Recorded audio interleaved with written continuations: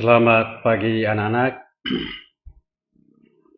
Sekarang kita akan membahas topik nilai-nilai Pancasila dalam kerangka praktik penyelenggaraan pemerintah negara. Materi yang pertama, sistem pembagian kekuasaan negara. Yang kedua, kedudukan dan fungsi Kementerian Negara Republik Indonesia. Dan yang ketiga, nilai-nilai Pancasila dalam penyelenggaraan pemerintahan. A. Sistem pembagian kekuasaan negara. Pengertian sistem pemerintahan. Sistem pemerintahan adalah cara pemerintahan dalam mengatur semua yang berkaitan dengan pemerintahan. Sistem ini berfungsi untuk menjaga kestabilan pemerintahan, politik, pertahanan, dan ekonomi. Pengertian kekuasaan. Kekuasaan merupakan kemampuan seseorang untuk mempengaruhi orang lain agar melakukan tindakan-tindakan yang diperintahkannya. Kekuasaan negara merupakan kewenangan negara untuk mengatur seluruh rakyatnya untuk mencapai keadilan dan kemakmuran serta keteraturan. Pengertian kekuasaan menurut John Locke. Kekuasaan negara dibagi menjadi 3 macam, yaitu kekuasaan legislatif, yaitu kekuasaan untuk membuat atau membentuk undang-undang. Yang kedua, kekuasaan eksekutif. Kekuasaan eksekutif yaitu kekuasaan untuk melaksanakan undang-undang, termasuk kekuasaan untuk mengadili setiap pelanggaran terhadap undang-undang.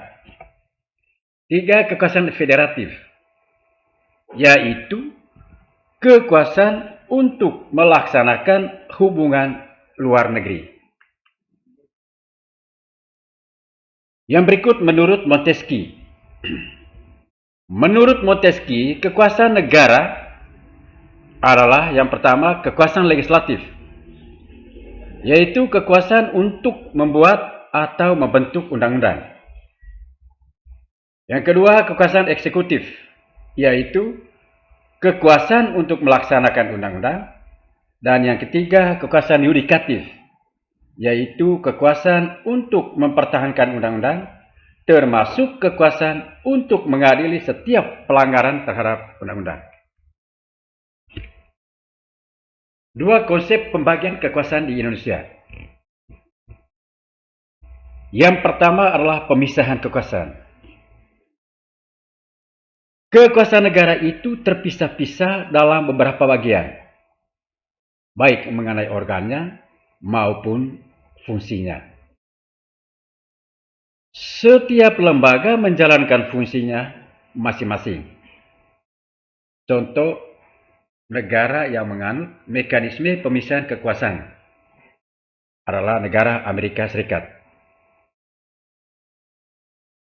Yang berikut pembagian kekuasaan. Kekuasaan negara dibagi dalam beberapa bagian, yaitu kekuasaan legislatif, kekuasaan eksekutif, dan kekuasaan yudikatif, tetapi tidak dipisahkan. Hal ini membawa konsekuensi bahwa di antara bagian-bagian itu dimungkinkan ada koordinasi atau kerjasama. Yang berikut pembagian kekuasaan di Indonesia. Pembagian kekuasaan di Indonesia yang pertama adalah pembagian kekuasaan horizontal. Pembagian kekuasaan horizontal A. Kekuasaan konstitutif, B. Kekuasaan eksekutif, C. Kekuasaan legislatif, D. Kekuasaan yudikatif, E. Kekuasaan eksaminatif, dan F. Kekuasaan moneter. Sedangkan pembagian kekuasaan secara vertikal. Pembagian kekuasaan menurut tingkatnya. Pembagian kekuasaan ini diterapkan berdasarkan asas desentralisasi. Di NKRI, di mana pemerintah pusat menyerahkan wewenang kepada pemerintah daerah otonom untuk mengurus dan mengatur sendiri urusan pemerintahan di daerahnya, dikecualikan urusan pemerintah yang menjadi kewenangan pemerintah pusat. B. Kedudukan dan fungsi Kementerian Negara Republik Indonesia dan lembaga pemerintah non-kementerian. 1. Tugas Kementerian Negara Republik Indonesia. Menurut Pasal 17 Undang-Undang Dasar Negara Republik Indonesia tahun 1945. A. Presiden dibantu oleh Menteri-Menteri Negara. B. Menteri-menteri itu diangkat dan diberhentikan oleh Presiden. C. Setiap menteri membidangi urusan tertentu dalam pemerintahan. Dan D.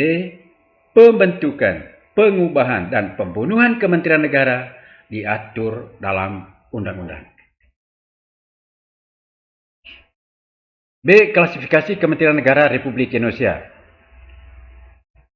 Peraturan Presiden Republik Indonesia Nomor 47 Tahun 2009 tentang pembentukan dan organisasi Kementerian Negara. A. Kementerian yang menangani urusan pemerintahan yang nomenklatur atau nama kementeriannya secara tegas disebutkan dalam Undang-Undang Dasar Negara Republik Indonesia tahun 1945. B.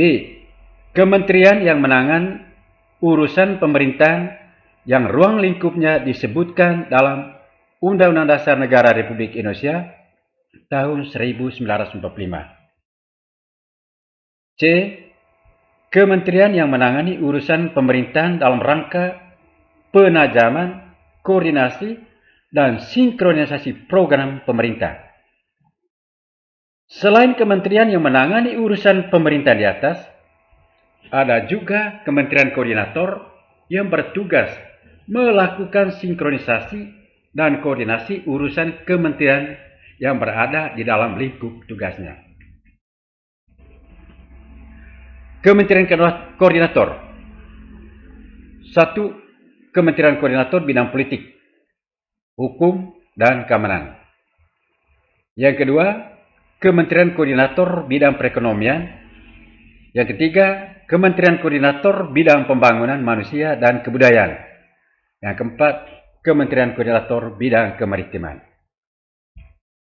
3. Lembaga pemerintah non-kementerian. Lembaga pemerintah non-kementerian merupakan lembaga negara yang dibentuk untuk membantu Presiden dalam melaksanakan tugas pemerintahan tertentu. Lembaga pemerintah non-kementerian berada di bawah Presiden melalui menteri atau pejabat setingkat menteri yang terkait. C.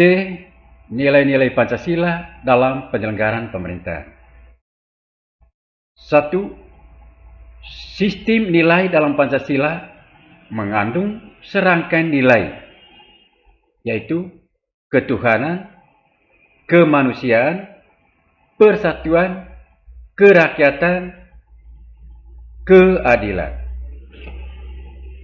Kelima nilai ini merupakan satu kesatuan yang utuh yang mengacu kepada tujuan yang satu.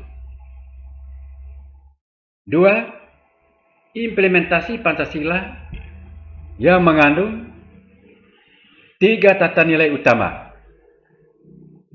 yaitu dimensi spiritual, dimensi kultural, dan dimensi institusional. Yang ketiga, nilai Pancasila dalam penyelenggaraan pemerintahan negara. A. Ketuhanan yang Maha Esa. B. Kemanusiaan adilan beradab. C. Persatuan Indonesia. D. Kerakyatan dipimpin oleh hikmat kebijaksanaan dalam permusyawaratan perwakilan. E. Keadilan sosial bagi seluruh rakyat Indonesia.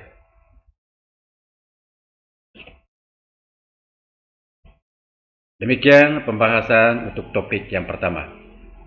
Terima kasih.